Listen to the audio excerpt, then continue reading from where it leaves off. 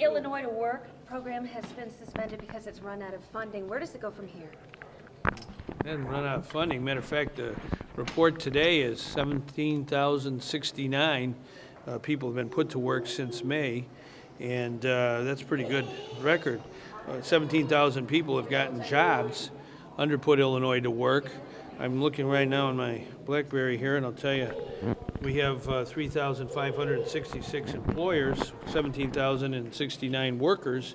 We're hoping to get 30,000 employed if we can. So this is a very good program. It's been very successful. It pays $10 an hour. We have private employers. We have not-for-profit employers. And, you know, we have lots of people who have applied, and we have to match them up with employers. But so far, so good. Where do you go with borrowing right now? You haven't been able to convince anybody. Well, we convinced the House, yeah. Right. Super majority of the House, yeah. I'm talking about the Senate, obviously. Yeah, we're working on that. We still have a couple more senators to go, but this is the, well, let me finish and then you can ask another one. You know, the most prudent course to follow is to have strategic borrowing where the state does the borrowing rather than foist the borrowing onto individuals and businesses that are owed money by the state. This is something we have to do in order to help the most people.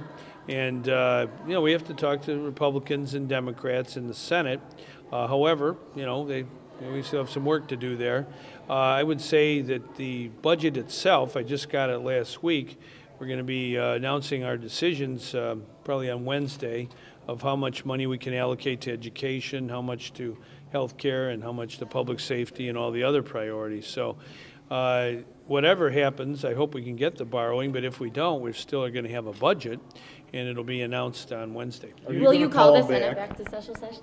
Yeah. Well, we're working with all the senators on that issue and perhaps some other issues. I was disappointed that the Senate, some of the people in the Senate were running around trying to stop our capital bill from being authorized for a second year. We worked very hard on this last year in House and Senate, and then we had the senator from Bloomington running around trying to stop the investment in construction in Illinois. He didn't vote for the funding last year, but he voted for the spending. I think that we need jobs in Illinois. One of the best ways to get jobs is to invest in public works that are very, very needed, especially fixing up state buildings, university buildings, school buildings. And so I'm very committed to that as well. I was disappointed that that happened. He blamed your administration today for the capital plan not providing the jobs that were promised. We have the biggest construction season of all time in Illinois right now. We're doing 4,800 miles of roads, 566 bridges. This is the biggest of all time. No thanks to him. Senator Brady voted against the funding for this. You've got to have some people with fortitude in Illinois who are willing to take the bull by the horns and help the people with jobs. That's what I've done since day one. We have a program, Put Illinois to Work, that's put over 17,000 people to work in less than a month and a half. Is that the same as the capital plan? That's a different one. No, the capital plan has put tens of thousands of people to work. Anywhere you go, I know it's inconvenient to have highway construction or repair, but this is very important to our state, not just for the economy and making sure we have good transportation. Our economy depends on that, but also for public safety. Last year we had the fewest number of fatalities on the roads of Illinois since 1921. That means we have to invest in safe bridges and good roads. And we have to have people with the courage to vote for that. And there are some who are going to play politics every time, and we have to overcome those kind of people. He also said we should have someone with engineering background in charge of IDOT, and that in general there are too many Quinn political hacks left over running things. Well, Gary Hanig, I think, is doing a very good job as Secretary of Transportation. It's a job that involves a lot of different areas of political life and governmental life.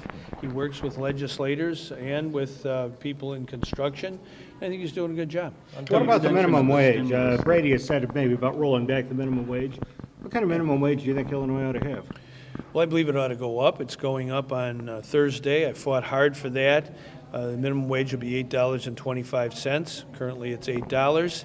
It was up to Senator Brady. He would reduce the minimum wage to $7.25, according to him.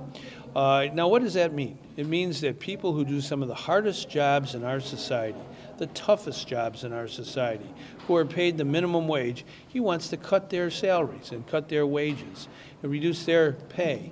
We're talking about a state senator who gets a state salary of over $75,000, gets state-paid health insurance, and doesn't have to pay any taxes, according to him. He doesn't pay any taxes. A lot of people on minimum wage pay far more taxes than that senator from Bloomington. And then he has the gall to go around Illinois and say that we ought to cut the wages of a million people in Illinois who make the minimum wage. I don't think that's right at all. You know, these people in politics who want to go reduce the salaries and wages of hardworking Illinois citizens, I think, are all wet. Hey, the extension of the stimulus was turned down. Your budget office says there was $750 million in Medicaid counted into the budget. Do you know how that will affect your budget? Will you cut Medicaid? Will you cut other areas? Well, we're still working on that one. I talked to Ed Rendell, who's the chairman of the National Governors Association, last night at midnight. We're working with the U.S. Senate. They should, in my judgment, pass this a stimulus measure that helps our state and every other state. Medicaid is a state and federal mission for health care, and we need that money. And so the chapter hasn't been completed on that one. It's still a battle in Washington. Governor, what has struck you the most in the last? You've known for weeks you're going to have the discretionary authority to make these cuts. So what should people expect come Thursday for education, for state workers, for all these different areas? I worked pretty hard on this over the last year. I said definitely back in March that we have to protect as much as possible our education in Illinois. Challenge the General Assembly to really step up on that one. I was a little disappointed in their failure to produce more revenue for education and for health care and for public safety. But having said all that, the decisions I are making right now are designed to definitely make sure we protect our education as much as humanly possible, that we maintain our health care safety net for everyday people, and then also make sure we have good public safety. So the decisions will be announced on Wednesday, probably afternoon. There's some tough decisions, and there will be cuts, and there are serious cuts in the bureaucracy of state government. You know, we're having furloughs for me and for all the state employees that are under our jurisdiction, and we're going to have to tighten the belt as tight as it can be. Well, Governor, what has struck you the most in the last week or so, or 2 weeks, with the transcripts and the tapes in the Blagojevich trial? There's just been a whole rash of interesting stuff. To be honest, I haven't been able to keep up with that on a daily basis. I've been able to read the paper from time to time. Very disappointed in just the approach to government. Under both George Ryan and Rod Blagojevich, I think both of those individuals were walking advertisements for the need for recall in Illinois, and it's going to be on the ballot this year. I got it on the ballot, and I do think that when a chief executive, whether it's George Ryan or Rod Blagojevich, fails to measure up, then the voters should have the opportunity by petition and recall election to remove them from office before their terms are up.